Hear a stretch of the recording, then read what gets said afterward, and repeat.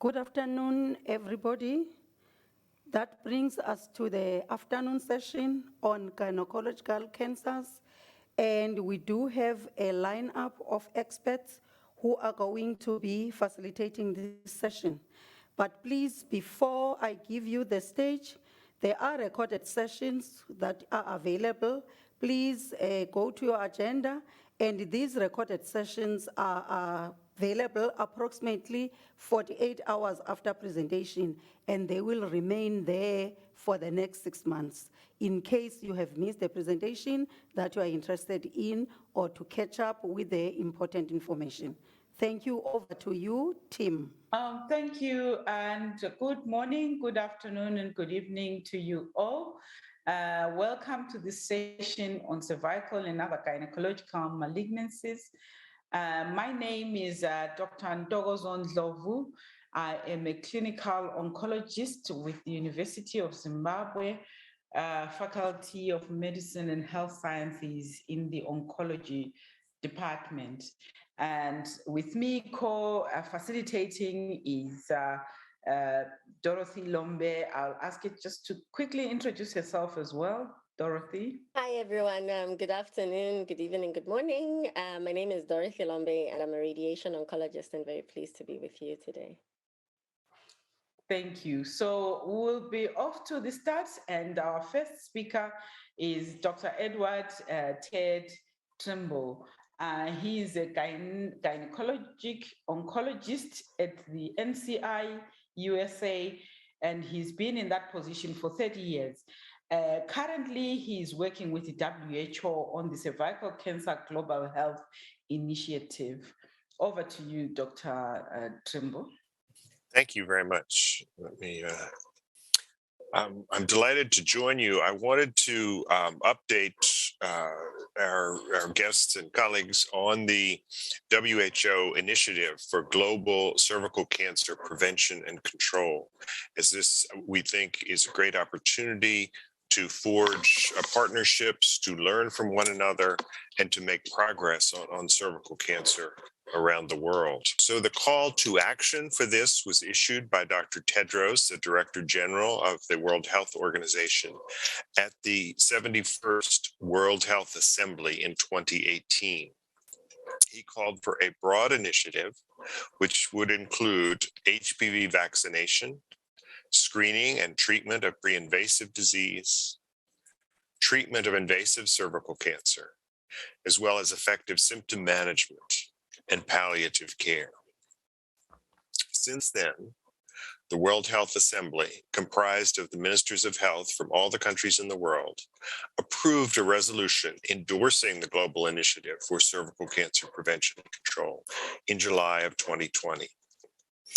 Since then, the WHO has also released strategic documents to guide member states on a variety of topics.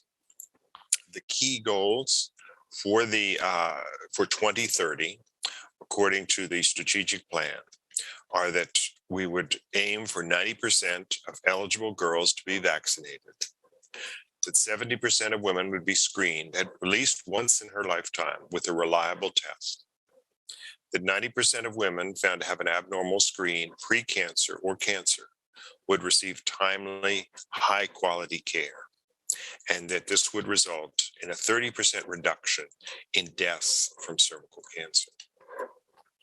Now, I have a few comments, based on what I see as some of the challenges to these goals. And these are based on what I've heard when I talk to people around the world, as well as talk to our colleagues at WHO, the WHO regional offices, and the International Atomic Energy Agency. So first, in terms of challenges to HPV vaccines, we know that there's a shortage of vaccines probably until 2025, when the big manufacturers are able to ramp up their production and some of the generic HPV vaccines have been approved. We know that there's the additional cost of adding HPV vaccines to national immunization programs, which include the development of an adolescent vaccination and health program. This should include an HPV vaccine registry, so we know which girls have been vaccinated and which have not. Certainly during this time of COVID, we know that there are challenges with vaccine hesitancy and misinformation. And this is something that a number of countries have done quite well in terms of combating misinformation. I'm thinking here of Rwanda, which had a 2-year preparation time to educate doctors, religious leaders, parents,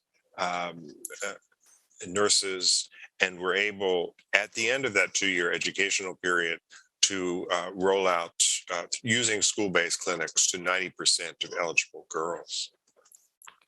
And then finally, as everyone on this session is aware, COVID has disrupted almost all public health programs. So we will have to make a special effort to ramp up or to restart vaccination for all diseases, including HPV.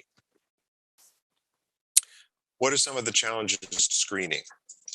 We know that we need to integrate screening into all appropriate routine public health programs, including voluntary family planning, reproductive health programs, well women care, and HIV care.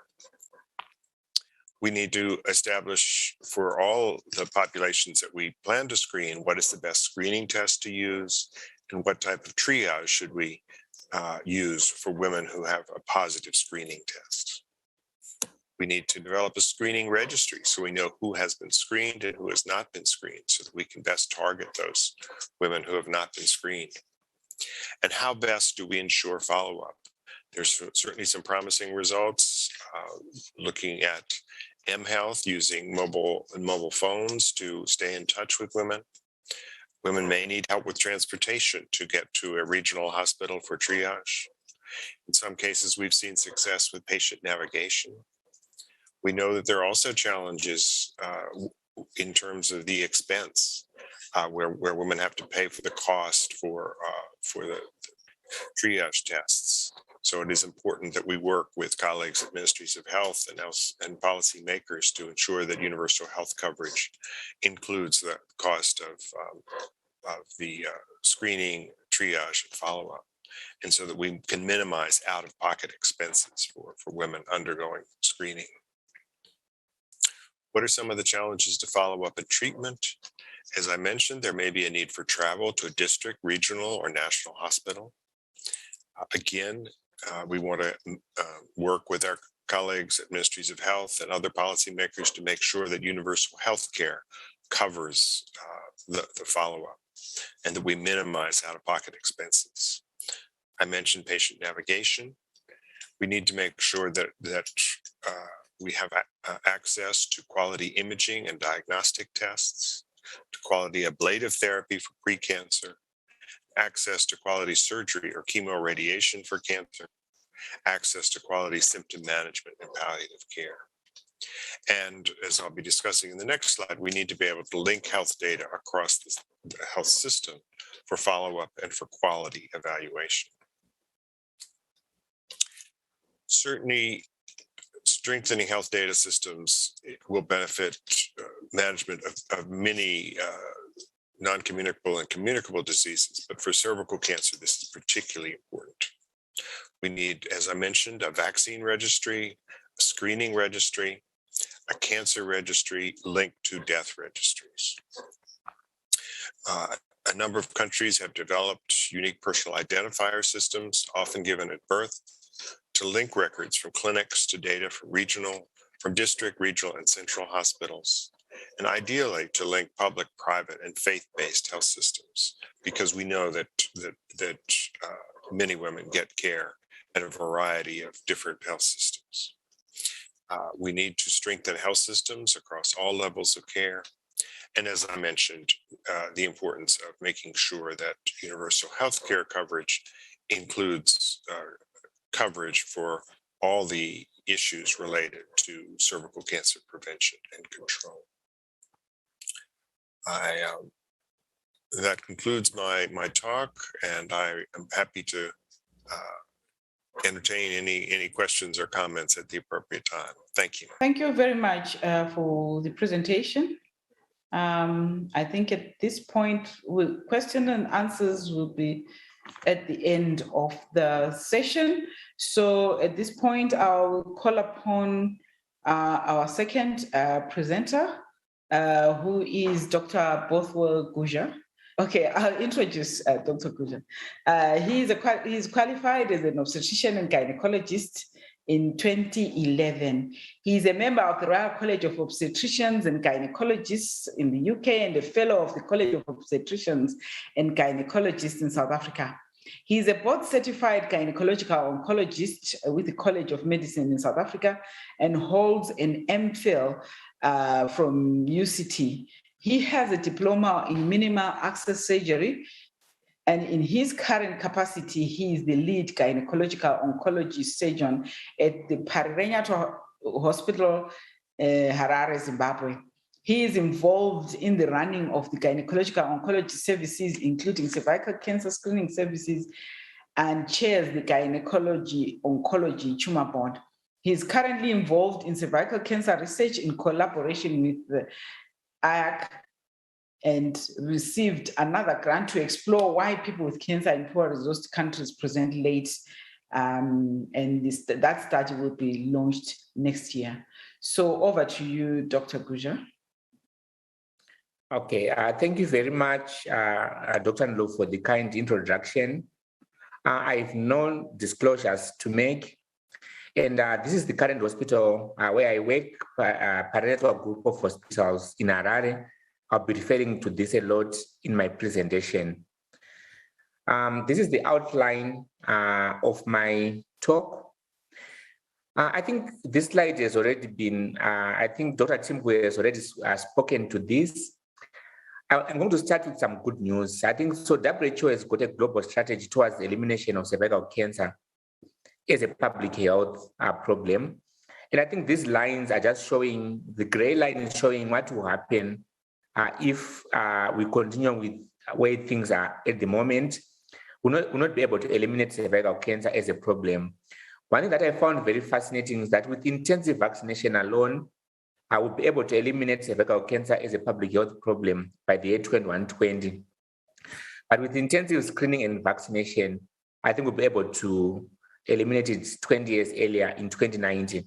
And I think Dr. Timbo has already spoken about the three pillars, about the 90% vaccination of eligible girls, 70% screening of women with the high precision tests, and 90% treatment of women with cervical disease. So we asked by the Ministry of Health and Childcare in Zimbabwe to do a midterm review of their cervical cancer screening program in 2019. So we looked at Zimbabwean districts offering HPV vaccination. So in 2016, there were only 3% of those districts that were doing a pilot project. And the target was for 80% of the districts to offer cervical cancer screening by the year 2020. So when we did the midterm review in 2019, we found that actually 100% of the districts were offering HPV vaccination. And we looked at Zimbabwean girls aged 11 years vaccinated against HPV. There was a target of 80% by the year 2020. But when we did the midterm review, 86% of the eligible girls had been vaccinated in that year. So although we have not met the WHO recommendation of 90%, but I think we are on the road to get there. So when I came back from my training, this was very, very good news. So I thought maybe before I get into the challenges that we face, I should start with a piece of good news. So by the year 2030, 13 million people would die annually from cancer. And the unfortunate thing is that 75% of those people will be in resource-constrained environments. Why is this so? Because there's an increase in the prevalence of risk factors. The societies are aging, and there's inequalities in timely care seeking and poor quality of care. I'll come back to that issue about quality of care over and over again. So as a gynecological oncologist, Africa is the highest standardized incidence rate for cervical cancer at 27.6 per 100,000. If you compare with the global rate of 13.1 per 100,000, you see that Africa has got a huge burden of cervical cancer.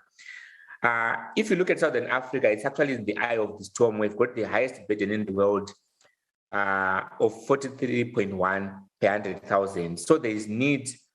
This is the commonest gynecological oncology cancer that people in this part of the world will deal with. The other problem is that women present late. For most cancers, I'm going to use cervical cancer as an example. 66% of women with cervical cancer in sub-Saharan Africa present late, compared to 25% in the UK. And if you look at survival rates, in sub-Saharan Africa, they are half of that what is seen in the first world countries.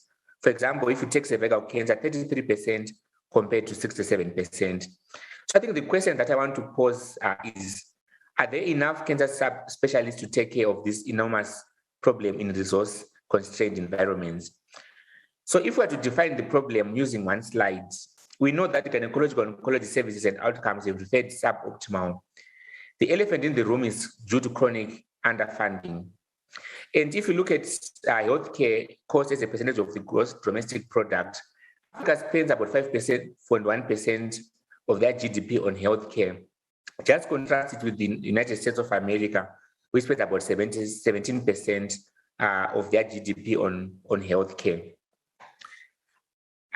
I want to come and talk about, I think there was a missed opportunity, especially in Africa, because in 2001, the African Union member states pledged to allocate at least 15% of their national budgets each year to improving their healthcare. And during the period 2011 to 2015, SADC's total health expenditure as a percent of GDP was around 6.4%, which is way below the expected 15%. And if you look at the recent data from WHO Global Health Expenditure Database, it shows that by the end of 2018, all SADC member states were struggling to meet the 15% annual target. I really think this was a missed opportunity in Africa to be able to increase funding for healthcare in this part of the world. So what are the challenges that we face in resource-constrained environments, looking after women with gynecological cancers? I think the first one is there's a severe shortage of cancer experts. And not just gynecological oncologists, radiation and clinical oncologists, pathologists, radiologists, and many other cancer experts, including oncology, nurses, and palliative care specialists. And why is there a severe shortage of cancer experts in Africa and other poor resource countries? There are very few training programs in Africa for subspecialists. And there's also a lot of frustration due to lack of resources, leading to a massive brain drain. Other than the issue of lack of resources, I think there's an issue of poor remuneration. I've just compared Gambia, where a specialist earns about 1,188 United States dollars per annum, in comparison to the United States of America, where the specialists earn about 370,000 per annum. So as a result of this, it's no brainer why there's been a lot of brain drain from poor resource countries to high-income countries, where there's less frustration and better remuneration. As part of this assessing the Zimbabwe cervical cancer screening program in 2019, we looked at the capacity or the number of cancer specialists in Zimbabwe. I'll just touch on two. If you look at gynecological oncologists, the ideal number is 10. We currently, at that moment, we're at 2, now there is 1. So there was a gap of 400%. If you look at oncologists, there's a gap of 300%, pathologists 700%, and radiologists almost 300%. And as the population increases and we don't get more specialists, this gap just becomes bigger and bigger. So the shortage of gynecological oncologists, if you compare Zimbabwe, is less than 2 per 100,000 gynecologists per inhabitants, compared with England, where there's more than 35 per 100,000. So there is a huge burden of disease, but very few people are skilled enough to take on the challenge. As a result, most surgeries are carried out by generalists who are reluctant to discuss the cases in a tumor board, and this results in suboptimal surgeries and possibly suboptimal outcomes. There's also a big shortage of radiologists, like I've already alluded to, but other than the manpower, actually there's a huge shortage of advanced imaging. All the public hospitals in Zimbabwe, looking after a population of about 13 million people, have only 5 CT scan machines, and and there are less than 5 radiologists working in the public sector, and most of them are not working full-time.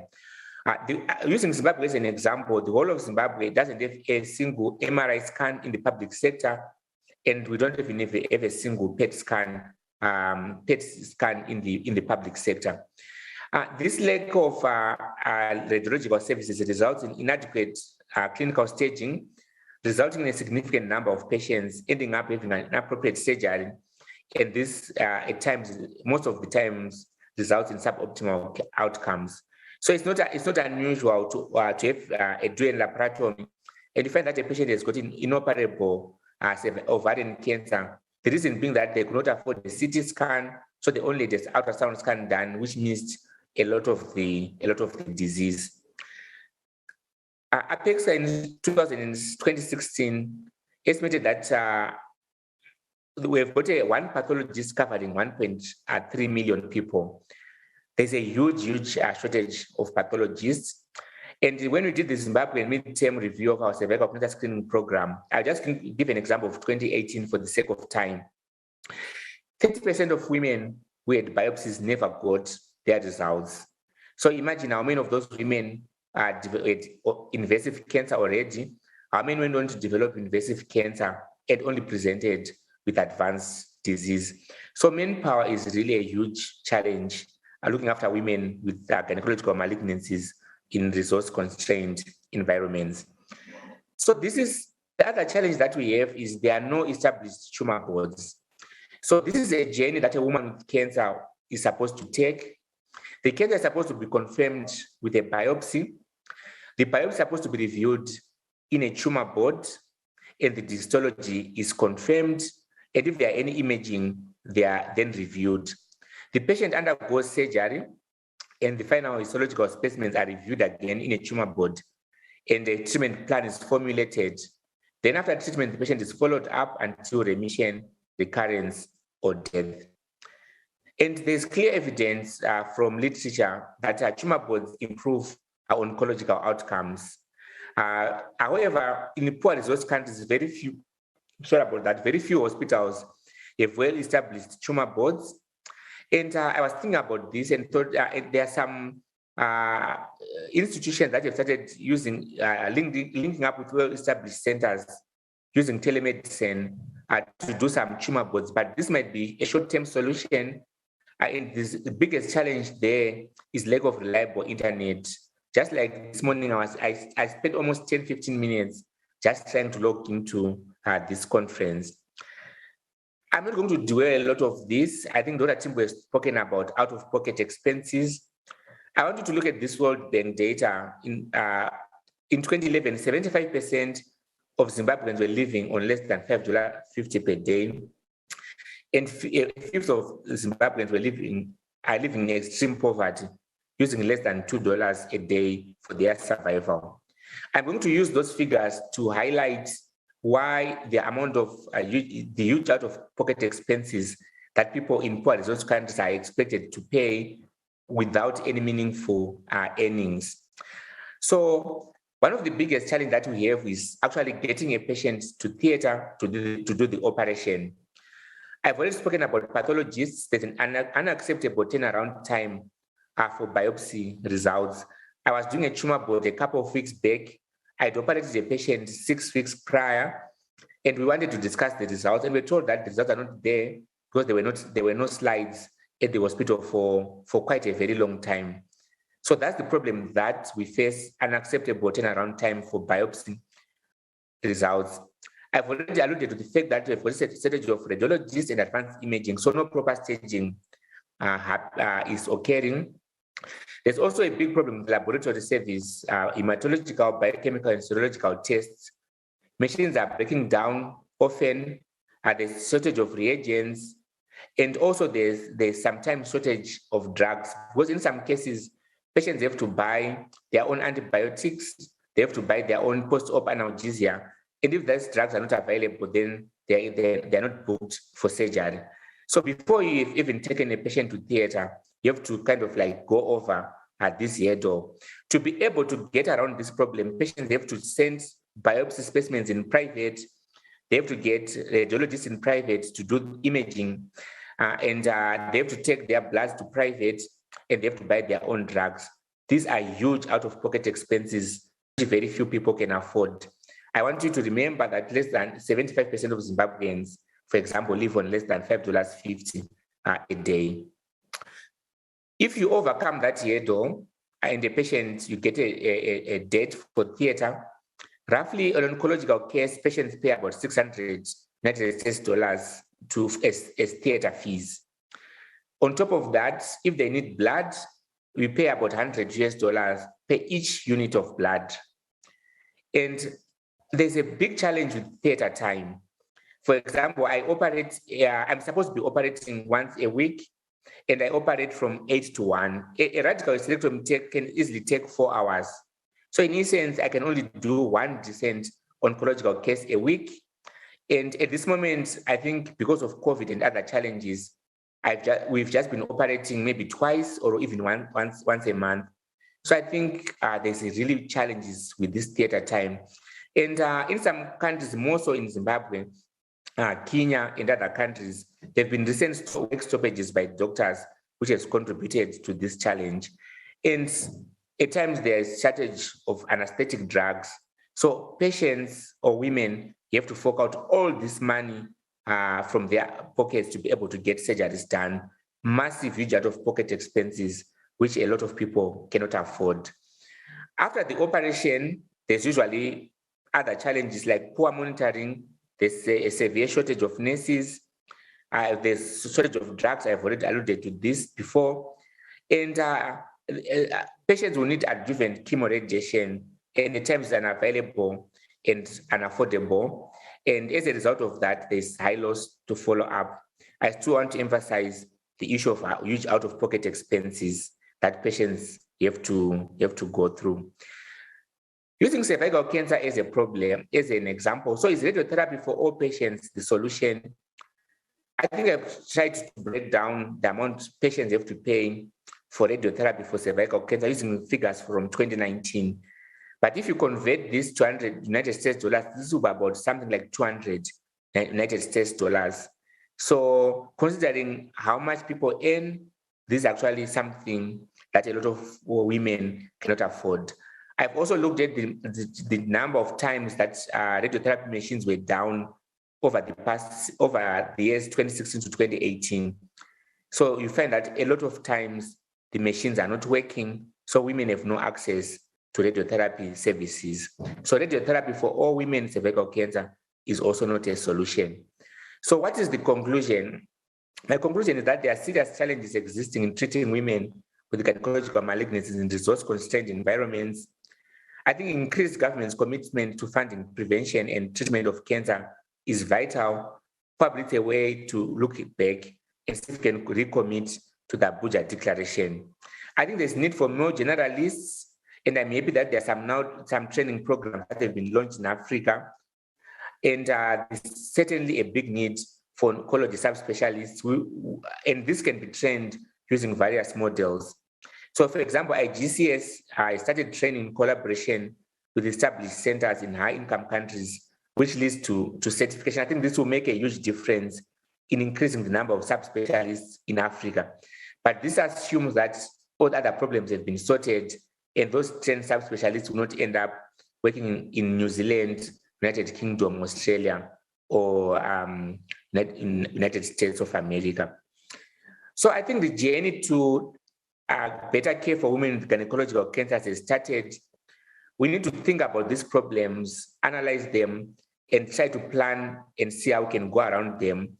Then we try, and then we do again, we keep on doing until we are successful. Thank you very much for taking your time to listen to my presentation.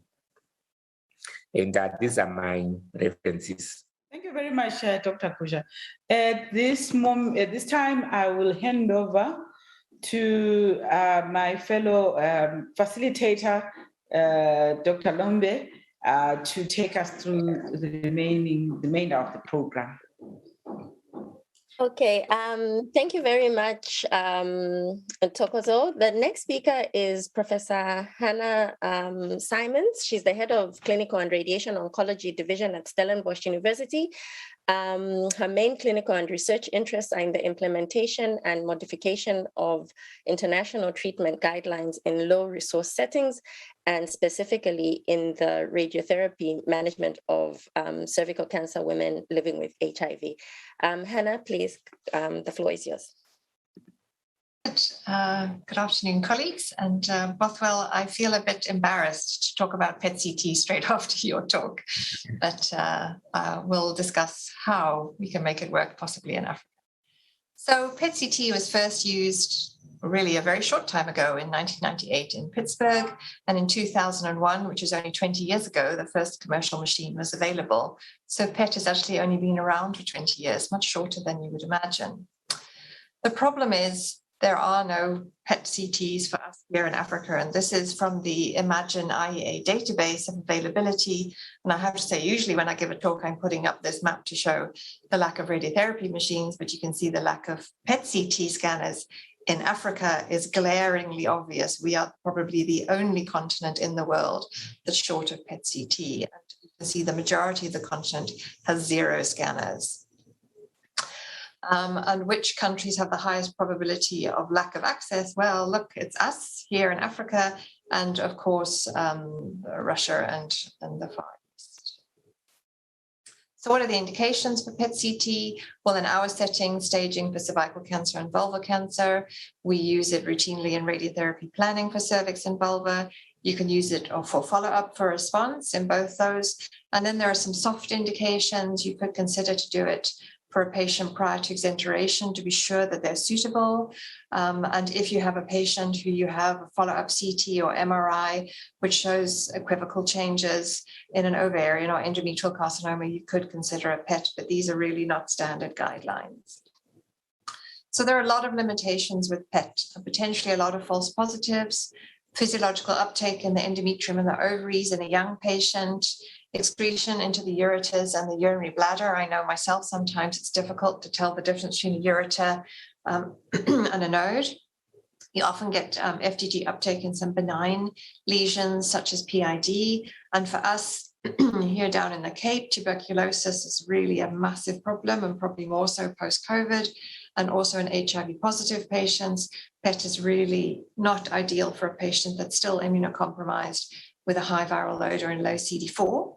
You can also get false negatives. You can get low uptake of FDG in necrotic disease or mucinous primaries or cystic disease or in low-grade tumors, which is why it's not very good for ovary or endometrial carcinoma. And small volume disease could be missed. And also you may have disease hiding around in a serosum peritoneum, which is then covered up by the bladder or the bowel. And this is what we see a lot of false positives for pulmonary tuberculosis. And with our own experience now, we've been using PET probably, nearly 10 years now. We got much more used to looking for this. And actually now regularly we do gene expert testing for anybody that has lung lesions on a PET. So the aim of a PET-CT in a cervical cancer patient, in my mind, is not to demonstrate the extent of local disease, because that you would have to do with an MRI if you have one. We unfortunately don't for advanced disease, but it is helpful for radiotherapy planning to define your volumes. The reason being it's very difficult to define a cervical primary on a PET because you get all this overlay with the bladders, etc. And you may have very necrotic cervical cancer and then you get no FDG uptake. So I think the role really for us is detecting lymph nodes and distant disease and upstaging the patient and potentially changing your management. So in particular, I think it's got a high negative predictive value. So this is just an example of a patient of ours, young woman who was a very early stage. On our ultrasound, she had an isolated liver lesion. We had a long wait for the MRI. We were able to do a PET. And she had a staging PET-CT, and hey presto, she had a big liver metastasis. And then this early stage patient was then treated more appropriately as 4B. So how can we predict who is at the highest risk of relapse in order to really maximize these kinds of therapeutic interventions? So using PET to do extended fields may improve outcomes. And again, using your PET to boost macroscopically involved nodes, again, hopefully will improve your outcomes. But with PET, could we potentially pick up occult metastases and maybe then treat more patients with appropriate palliative therapies, which in our setting, I think is the main role of PET.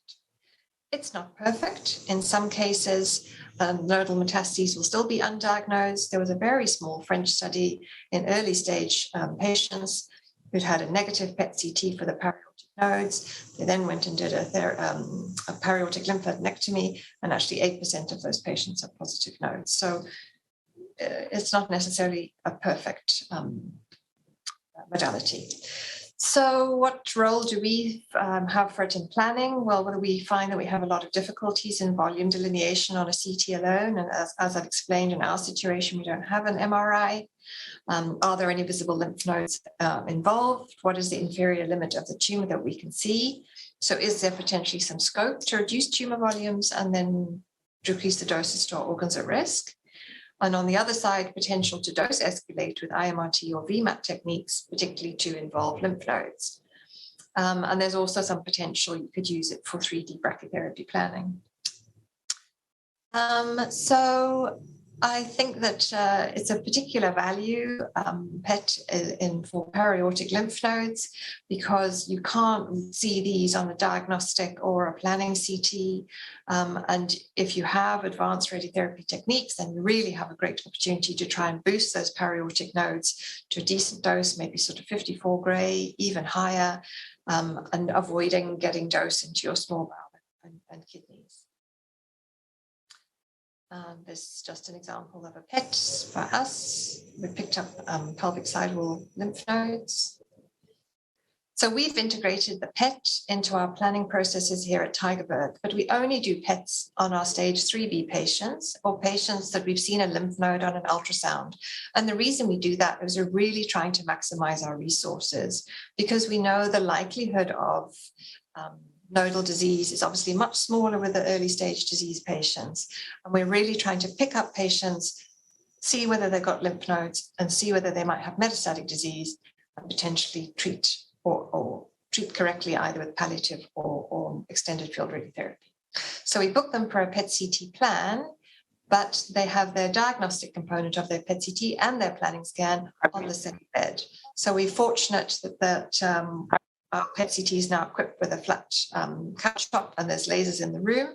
And our nuclear medicine colleagues collaborate with us, and they actually define a biological target volume for us and send those images over to our planning system. And this is just an example.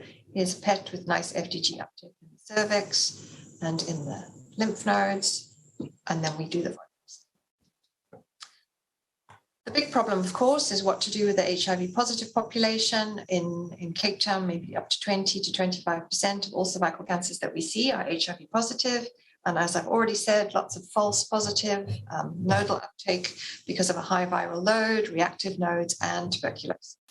So we have had some work from our unit, and we looked at seeing, did we make a lot of overcalls, and did we change a lot of our decision-making based on somebody's HIV status who'd had a PET? And we found it didn't impact our PET-CT findings or our treatment decisions, but PET overall had a very big impact on our staging and management decisions. And this is just a demonstration of upstaging. So you can see overall in the cohort, nearly 60% of the patients were upstaged, either to a 3C1R, so pelvic lymph nodes, or to nearly 30% of patients we picked up periaortic nodes in this original 3B cohort. And most importantly, you can see 20% of the patients that were scanned were diagnosed as 4B and then were saved from inappropriate chemoradiation, which is a huge percentage number of patients. And this was our change in treatment plan. 25% of our cohort got extended field radiotherapy, 10% got more appropriate high-dose palliative radiotherapy with hyperfractionated external beam, and another 10% got palliative radiotherapy alone, usually 10 gray, and chemotherapy to follow.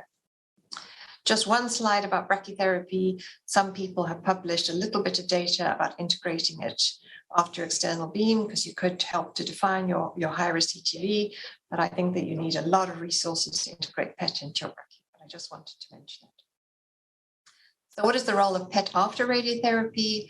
Well, it's used as an assessment, as I've shown before radiotherapy. You can do it at the end of external beam to assess before brachy and post radiotherapy. And obviously, complete response is the ideal outcome.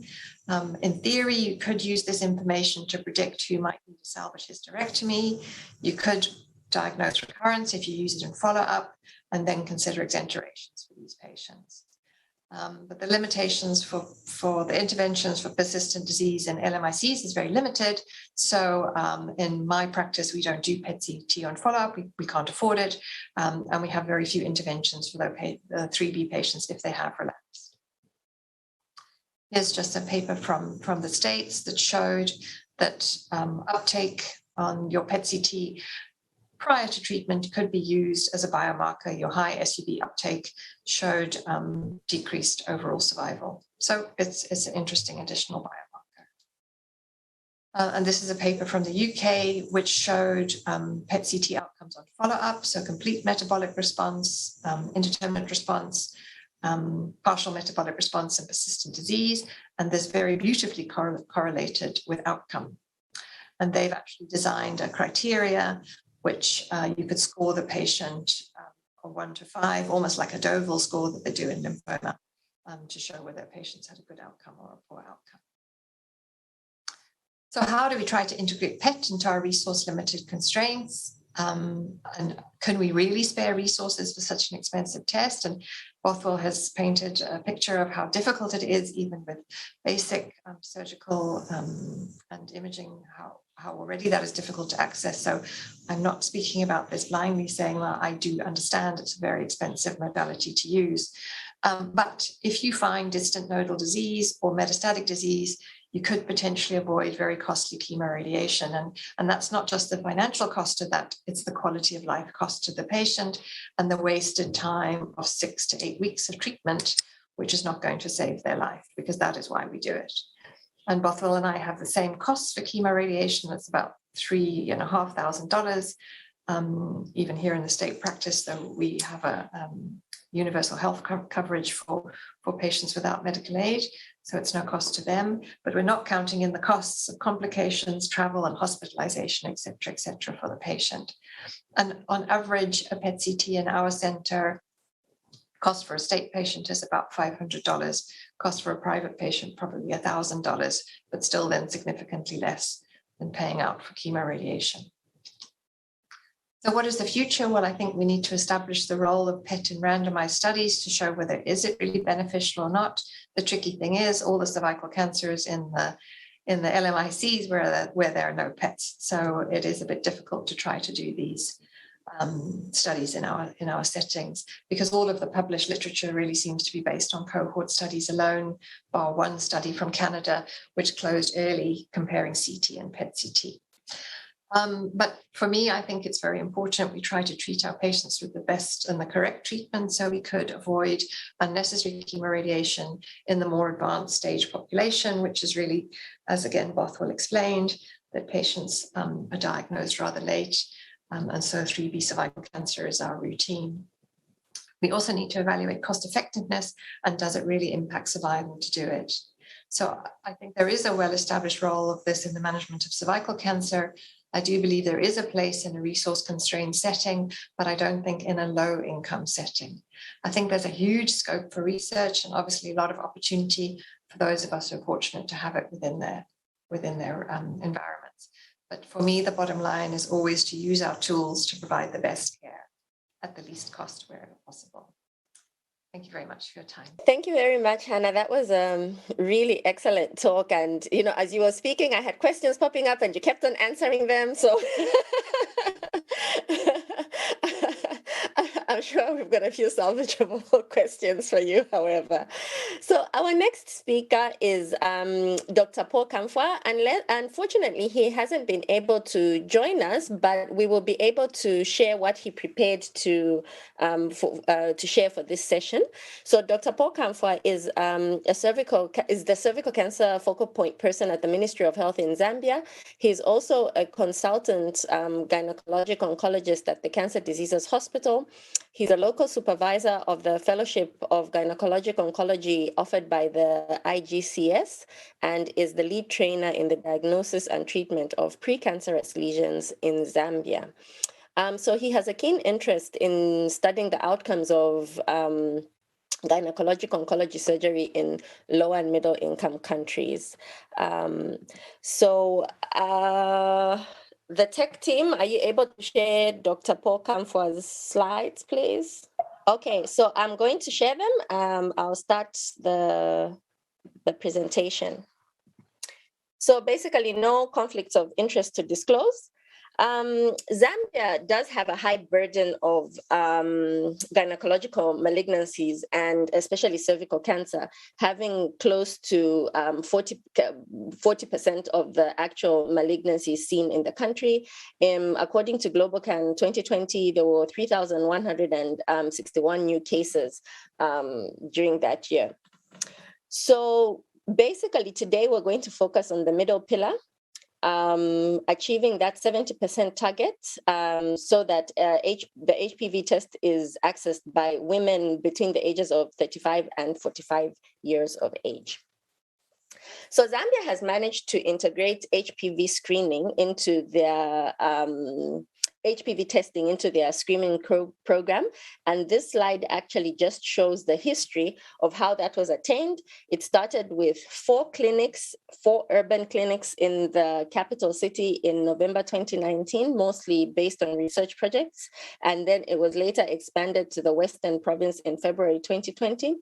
And to eastern and southern provinces. And later on, by September 2021, this year, we had expanded HPV testing in the screening program to all the provinces. Now, how did we attain that? The involvement of the Ministry of Health, the Ministry of Health of Zambia and Botswana, Botswana being a country that had done it, and we were learning as peer mentors. And we also had the support of partners, USAID and their subsidiaries, which is USAID SAFE, CIDERS, CDC, the Johns Hopkins program, VIA providers all over the country, and laboratory personnel. What were the steps to integrating HPV testing? So we had the preparation phase, which started in August 2019. There was an external advisory group that actually looked into the cost effectiveness. And I think that's what's always very important, to actually take what's in the local environment and adapt for it.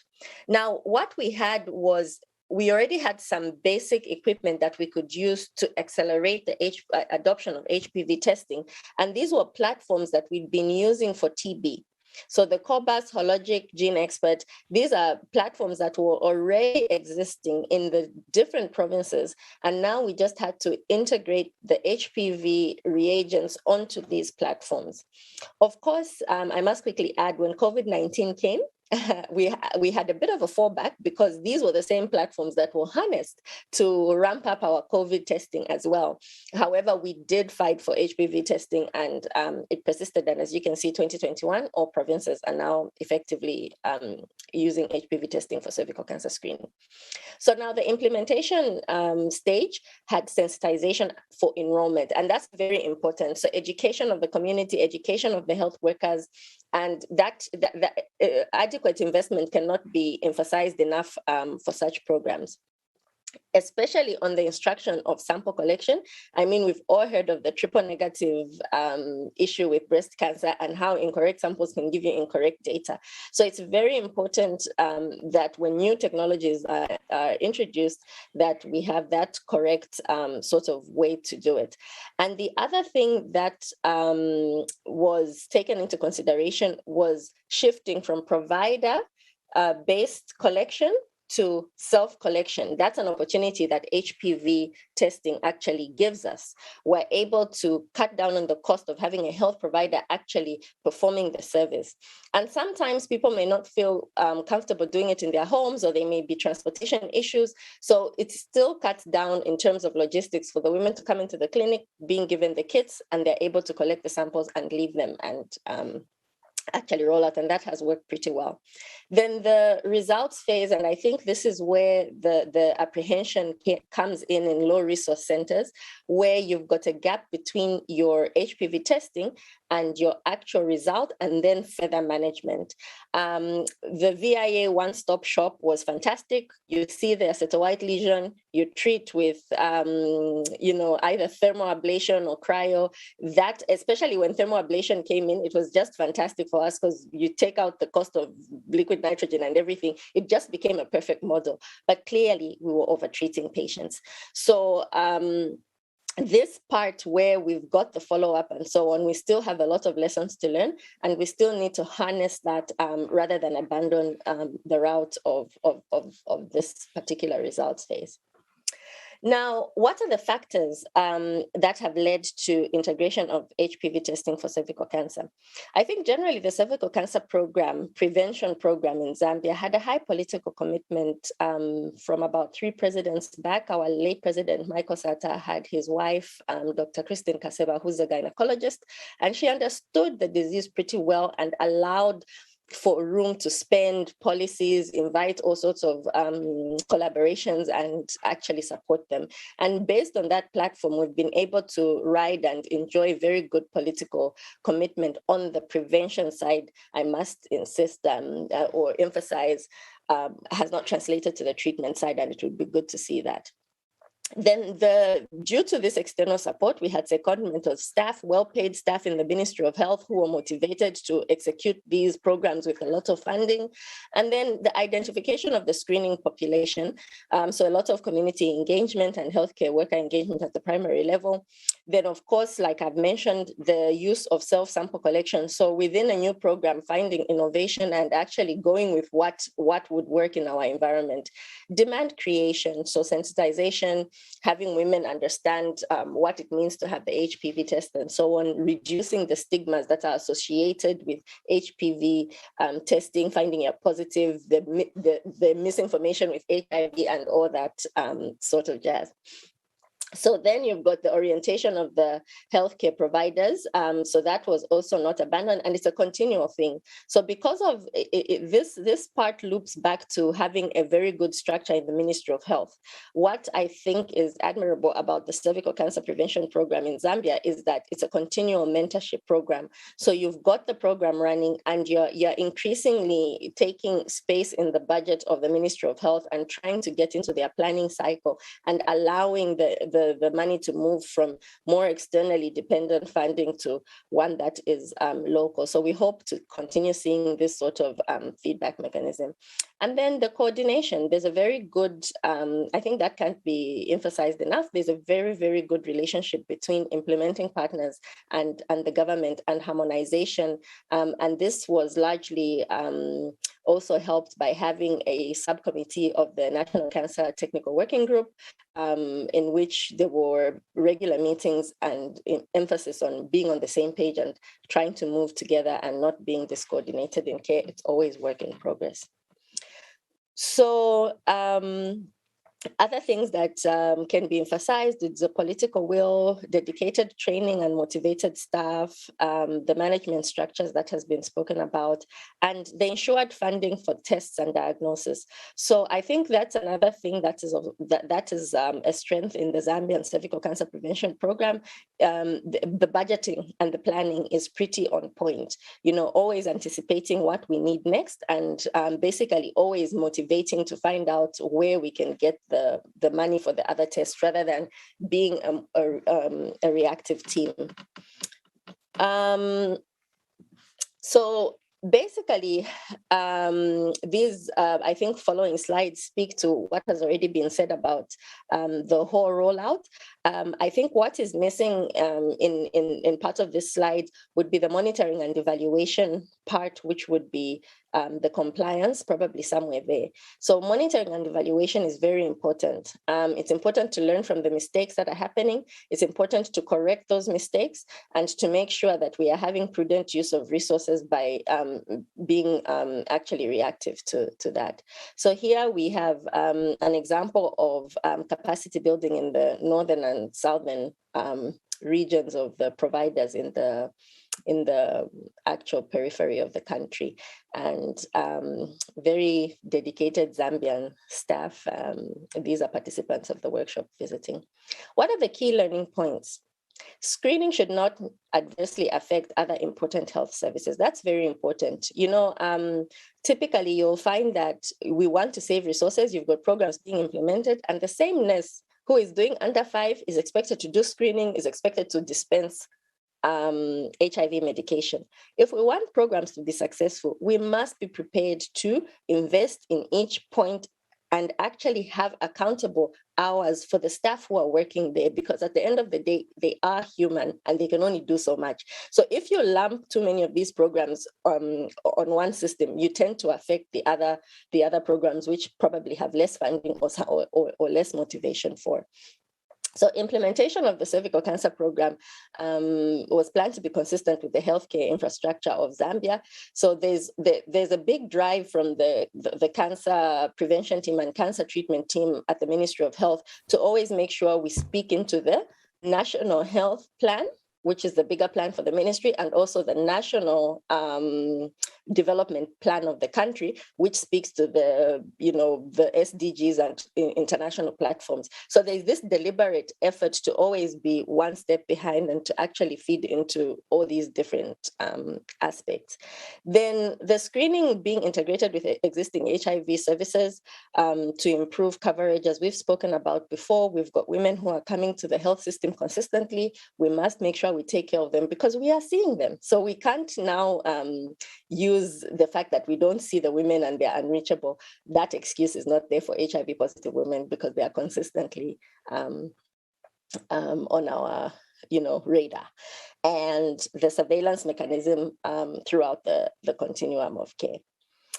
So the other key learning points that we had lessons to learn is that the HPV test has an expiration date and it actually needs to be used before that date.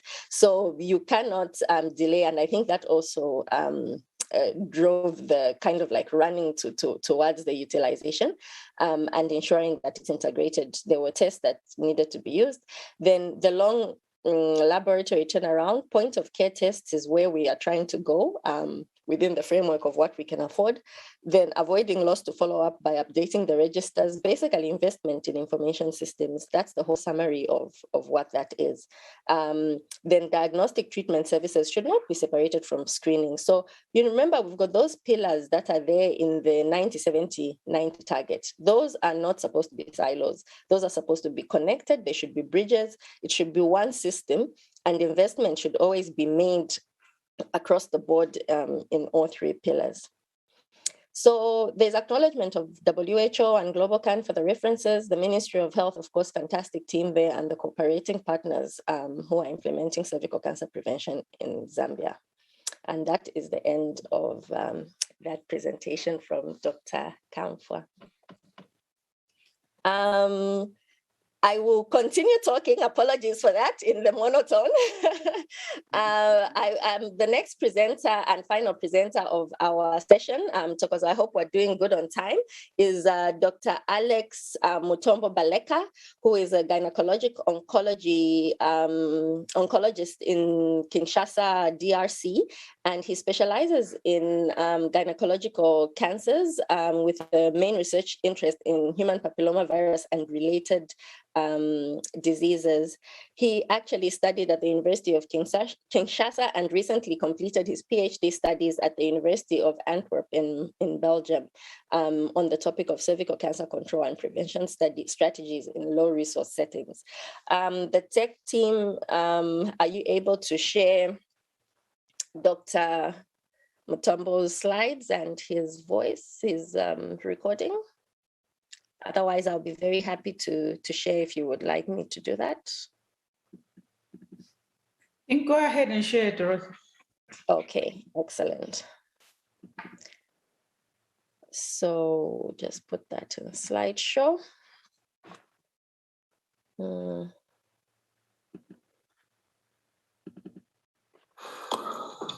Hi, everybody. We are now going to talk about the management of gynecological malignancies in a conflict region in sub-Saharan Africa. I am Alex Mutombo from Kinshasa University Hospital in the Democratic Republic of the Congo. I have no conflict of interest to disclose. DRC is a country of 115 million inhabitants, according to recent estimates, with a life expectancy of 58 years and poverty ratio of 63%. There is a contrast between country resources and the way of life for the people. For example, while the country is rich in and exports diamond, gold, coltan, timber, to cite a few, the population is known to be living with less than $1 a day. Since 1996, its eastern part faced political and security instability. Kinshasa University Hospital, where I work, is the major hospital in the country. It is a 600-bed capacity hospital located in the west of the country, in the capital city, Kinshasa, far from the eastern part where the security situation is unstable due to civil wars for up to 20 years. According to recent studies, prevalence of HPV, which is the causative agent for most of the gynecologic malignancies, is high. Best practices for prevention are not fully developed. These facts probably explain the high prevalence rates for gynecologic malignancies. Cervical cancer is the most common cancer among women in the DRC. Cancer prevention and control in the DRC is impeded by the lack of infrastructure and indicators. Organized cervical cancer screening is non-existent. The country does not have medical oncologists nor board-certified gynecologic oncologists. And as I said previously, radiation facility in the public sector is unavailable. Hence, treatment of malignancies, particularly the cervical cancer, is not optimal with the lack of radiation therapy, and this results in high recurrence rates for this cancer. Moreover, cervical chemotherapy is feasible but limited due to financial toxicity. It is only minimally available for patients who can afford it. In fact, there is no social insurance in the country, and people pay for healthcare out of pocket. Due to political instability and resulting economic instability, there is no sufficient budget allowed to the health sector, and the National Strategic Plan for Cancer Control is inexistent and still needs to be developed. Let's emphasize on the main malignancy, which is cervical cancer. This is the most common cancer among women in the Democratic Republic of the Congo, and is the second most common cancer among women between 15 and 44 years of age.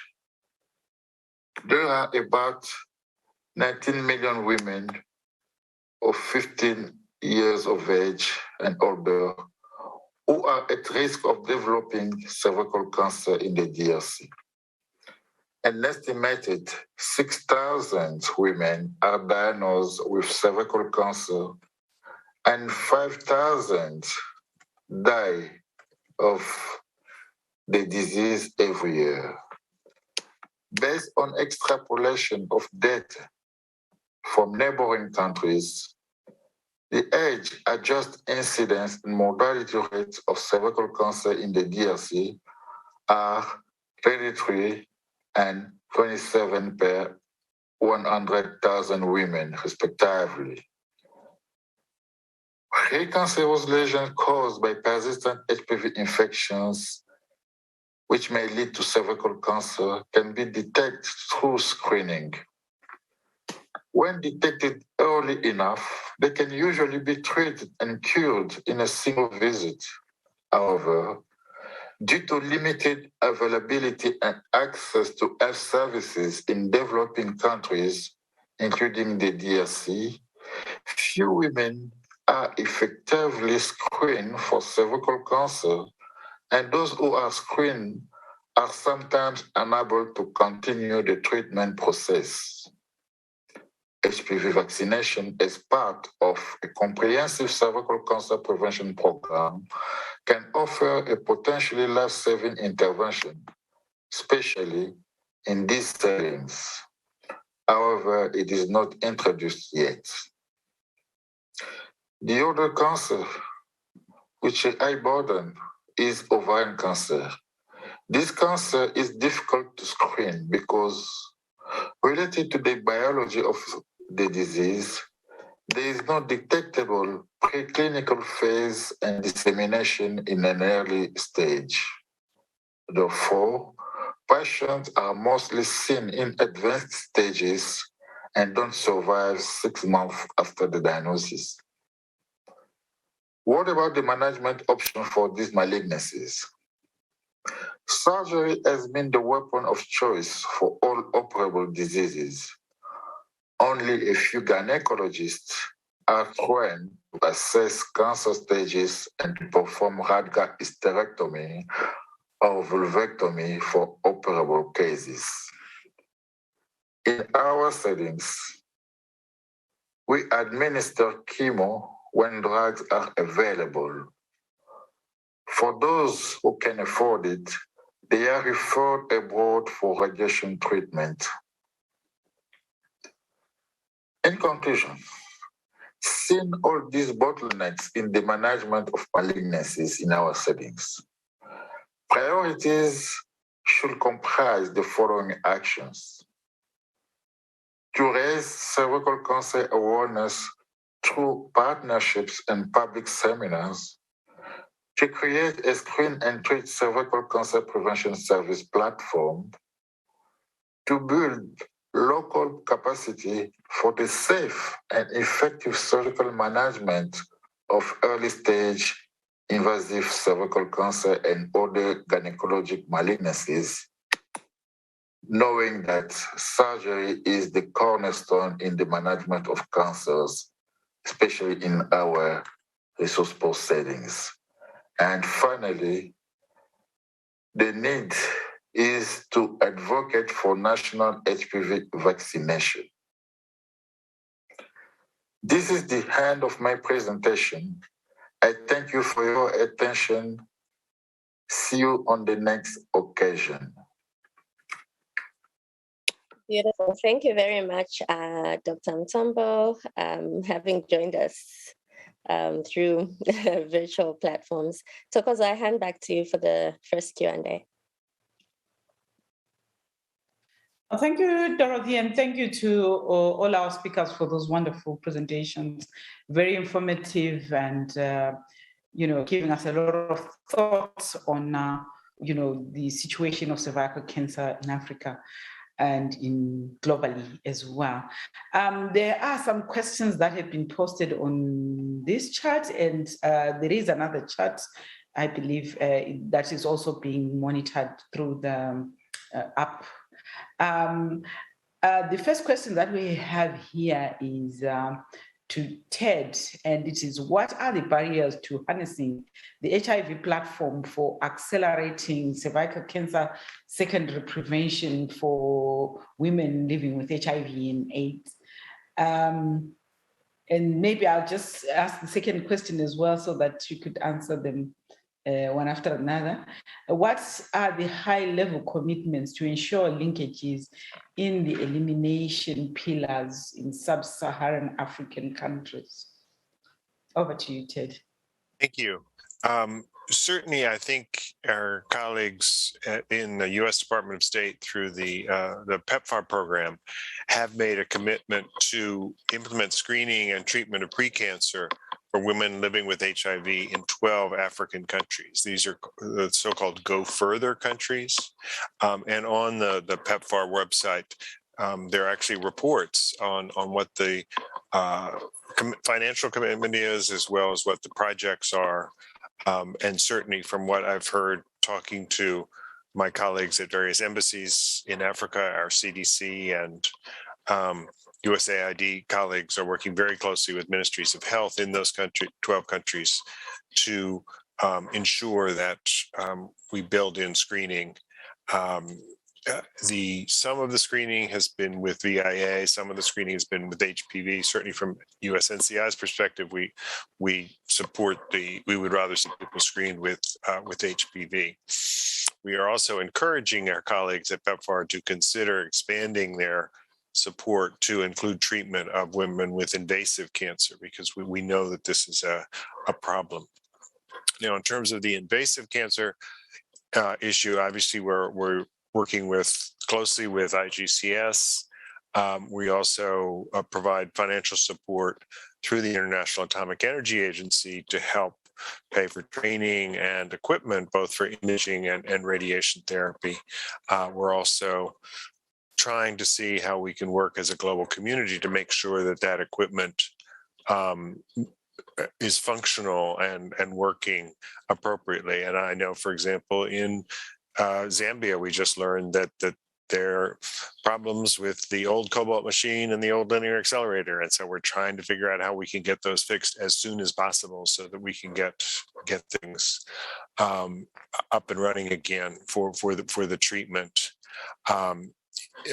issues.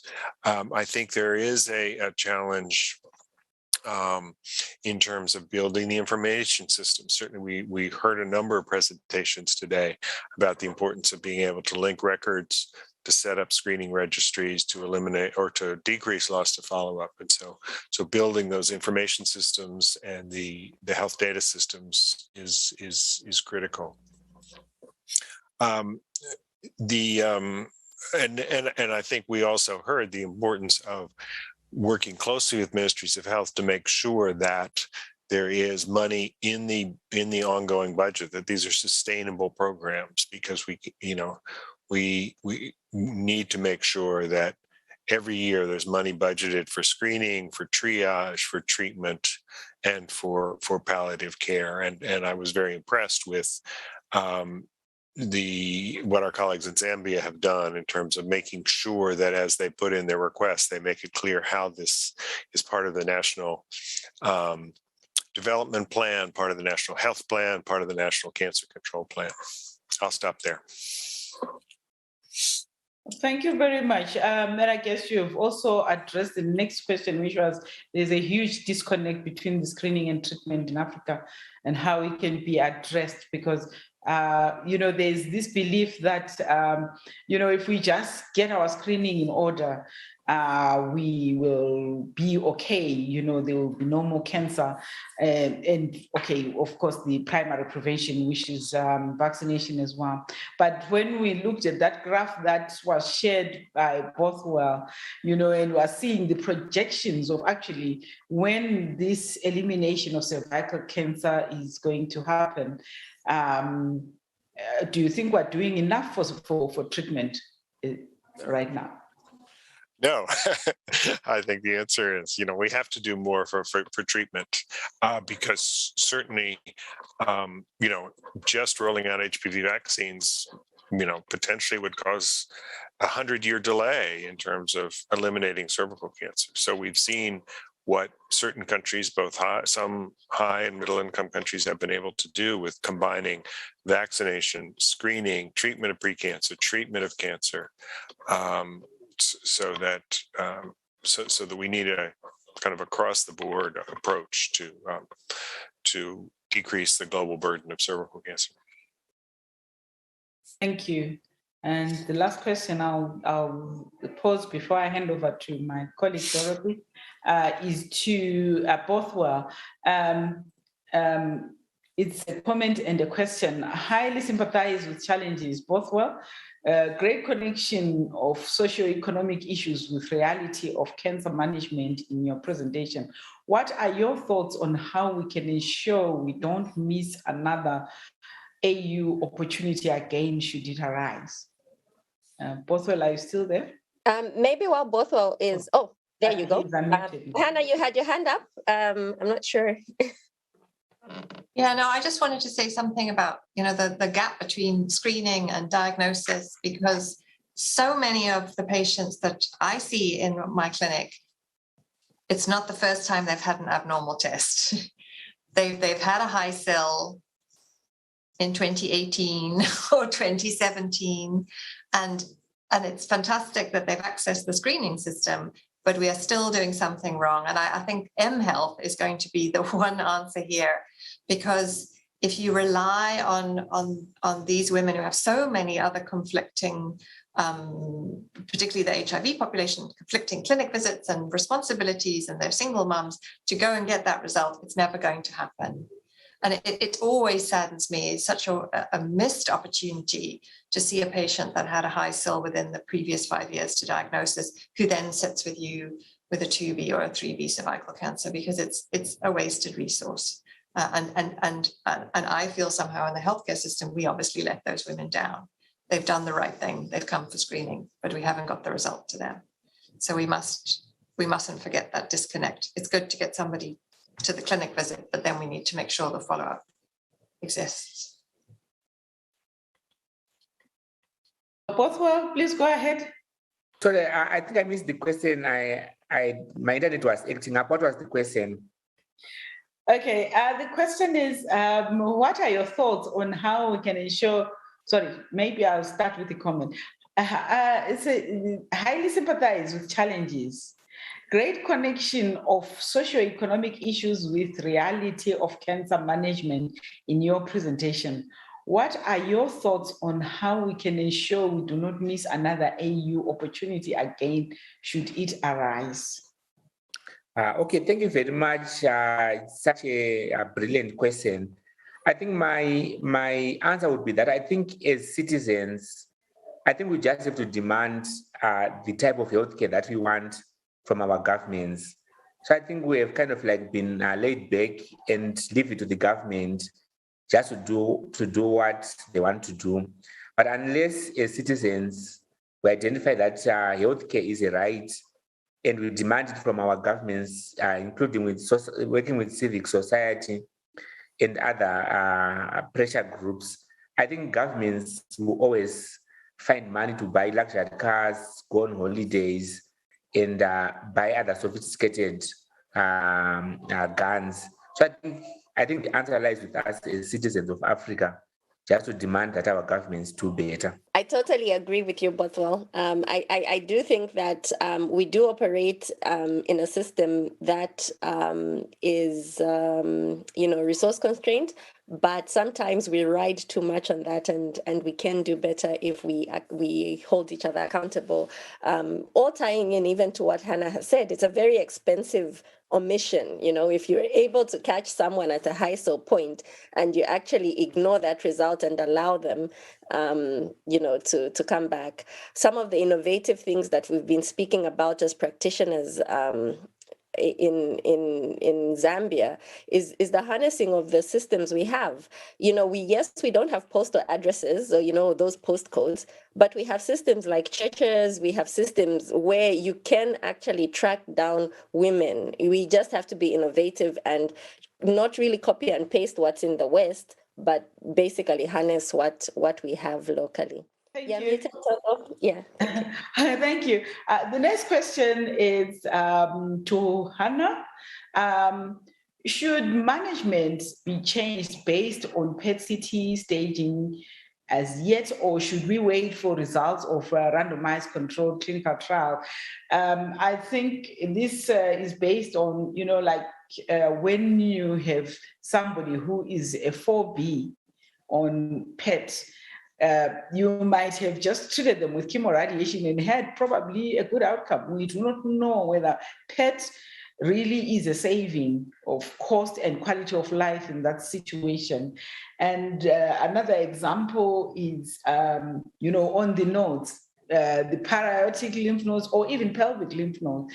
There you are dictating microscopic, disease in a para-aortic lymph node, and then you now are giving the woman,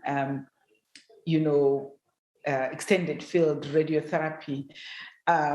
Could just chemorad alone have taken care of that? Do we know enough, in other words, for us to change the management stage by stage at the moment? So I don't think we should misinterpret what you see on a PET. You don't see microscopic disease. It has to be measurable disease for the PET, for the FDG to pick it up. So a node, it has to be more than 5 millimeters. And my own practice is if it's one tiny pulmonary nodule, I will always give the patient the benefit of the doubt. But I do think that picking up lymph nodes, there's international data now that shows if you can try to boost lymph nodes, that it is going to be beneficial for the patient. And I think we shouldn't disbelieve what we see on a PET-CT. I mean, it's an established modality. We know that with squamous cell carcinoma particularly, it's highly accurate at picking up metastatic disease. And it depends on your resources. So I think if you have low-level burden metastatic disease and you give them proper chemoradiation and you can give them 5-6 cycles of cisplatin, well, you're kind of giving them palliative chemotherapy at the time. It might sort out that low-level metastatic disease. And as I said, I often would give them the benefit of the doubt anyway. But really obvious metastatic disease. And remember, it will pick up bone mets and all sorts of other things, not just a couple of lung nodules. So I believe it. I use it. The question is, yes, is it going to really impact overall survival differences? That we don't know yet. And prospective studies need to be done. And I think Dorothy asked a question about, would you advocate for this to go on the WHO essential equipment list? Well, I'm an oncologist first and foremost, and I would sell my soul for a LINAC with a contract. And I think that's absolutely key, is that we actually have, still the majority of my patients get staged with a chest X-ray and an ultrasound, and I think that's perfectly good. I would every day have a radiotherapy machine over a PET.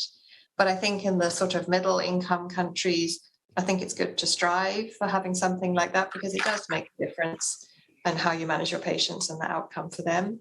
And we particularly have seen a potential cost saving, that people were treated more appropriately. But on the WHO essential equipment list, no, what should be there is a contract with the vendor of your LINAC. That's essential, because then you can make sure that when your LINAC goes down, it's up and running in a week. Thank you for that. But related to that also is you spoke about TB, also lighting up. How do you deal with cases like that, where you just are, it just doesn't make sense that, this lady who is in front of you has got a lung metastasis, but your PET-CT is suggesting so. How do you then follow it on? And then, of course, you also spoke about the large volume of disease, necrotic tissue being an issue there, and you are selecting your 3Bs for a PET-CT prior to planning. How do you navigate through that? How do you reconcile the fact that perhaps those patients with large volume disease are the ones where you may not actually, you may have a lot of other things, coming in there and compromising your results of the PET-CT? Okay, so I'll answer you back to front. So the local disease is not something that I really look at, particularly on the PET. It's more what's going on in the nodes, and so if there's not a lot, if the primary is very necrotic, that doesn't matter, as long as there's evidence or not evidence of FDG uptake in lymph nodes or distant disease. So TB is a problem, but the one thing is that we're very lucky. We have a lot of experience with PET, and our nuclear medicine clinicians use PET for TB. So they're very, very used to looking at the difference now between metastatic disease and TB. And you need experience, unfortunately, for that. And then everybody who has a questionable uptake on their lungs will get a gene expert immediately. And we send sputums for culture as well, because I don't start the chemotherapy until the result is back, if I'm not sure and I'm sitting on the fence, because I would say 10% of my population at the moment probably have TB. But it does make it tricky, but you need experience. And unfortunately, we have some, but I think TB is a much bigger problem for us here than it is for the rest of Africa. but yeah, experience. We've tripped and fallen many times along the way, but we're getting much better now. Yeah. That's a really good point, Hannah. I think that you bring to fore, and I don't know why it lit a totally unrelated sort of point in my brain, but that's why when we're establishing PET CTs and putting these things in our low-income countries, it will probably start with private practice. So we have to be very careful how we will integrate such things when you've only got a private practice practitioner who is not necessarily accountable and they'll just do what they want. So those are kind of like the experience that that Hannah's talking about, where you have accountability, you have this reiteration, and you have someone who's taking up what you've seen on scan and actually seeing it to the end of its interpretation, and possibly following with a gene expert test and all the things. So we have 3 minutes left for our session, I believe, and I think There's a hand up. Dorothy, there's a hand up. Yes, so we'll do a round robin, and we'll start with Boto, actually, who has his hand up, and then we can go to Ted and lastly Hannah. Thank you. Okay, thank you very much. What I just want to say, I think there's definitely need for PET CT scan. I think there's a cost issue and there's a need issue. So I think in Zimbabwe the need is there. So we end up with a lot of our patients who can afford now flying to Johannesburg to get the PET CT scans. At the times, it just changed practice. For example, where the patients endometrial cancer treated with chemotherapy, at the end of chemo, CT scan was suggesting that she still had some bulky nodes in the pelvis, went for a PET CT scan. It was clear, and she was saved adjuvant radiotherapy on top of the chemo. And in our tumor board, we get a lot of patients who have got suspicious lesions in the lungs. They're not amenable to biopsy, cervical cancer. So they end up getting 3 cycles of chemotherapy. Then you rescan them to see if there's been a change in those suspicious lesions before deciding whether to give them chemorad or not. So I think really the need for PET is there, but I think maybe cost is another thing that has to be looked at. But there's definitely a big need, even in resource-constrained environments. Thank you, Boto. And any last words as we conclude our session? I think one thing that I was struck today was the importance of learning from one another and looking at examples from other countries. So I was really privileged to understand. I mean, to get a sense from the presentations today about what the situation was in other countries and how people are addressing the challenges. Thank you, Ted. Hannah? No, I just thought that the presentation from our colleague in the Congo was very sobering for all of us. And I think any of us who work even one step up from that situation must be grateful for the environment and what we can do for the patients that we have. Yeah. Excellent. Toko, I give it back to you before we are cut off. Yes, I think our time is up. So I think the control room will be taking over. Thank you very much for all those lovely presentations. And I hope something will come out of this as we move on in the management of cervical cancer in Africa. Thank you. Thank you. Thank you so much for this beautiful session. It was a very big learning for all of us. So before we move on, I'd like to thank the sponsors. It's really an honor to thank the sponsors, without whom no IoT conference is possible, whether we do it virtual or otherwise. So I'd like to thank our diamond sponsor, which is the National Cancer Institute, our silver sponsors, Electa, Novartis, Takeda, and Varian Medical Systems, our bronze sponsors, the American Cancer Society, Beckman Coulter, Bristol Myers Squibb Foundation, KFAID, and IGCS.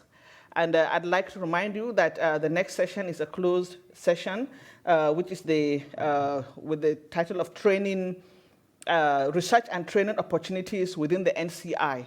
So it's a very important session for all of us. Please endeavor to attend, and you can access into it from agenda. And we'll see you later. Thank you so much.